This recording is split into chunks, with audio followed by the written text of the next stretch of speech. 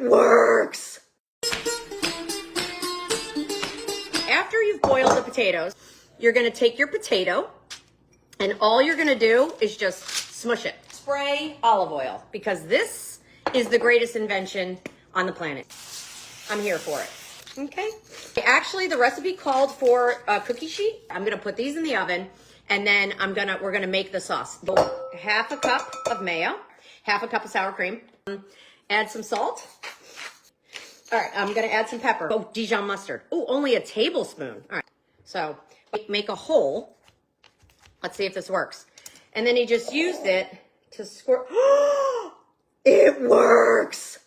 This is such a game changer. I actually can't even stand our baby dill. And we're gonna do the parsley. All right, so now I just incorporated in. All right, so we got some green onion, okay? So when we talk about crispy potatoes, this is what we're talking about. Do you hear the crunching? There is the potatoes.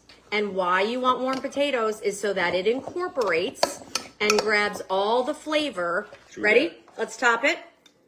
More green onion, parsley, and baby dill.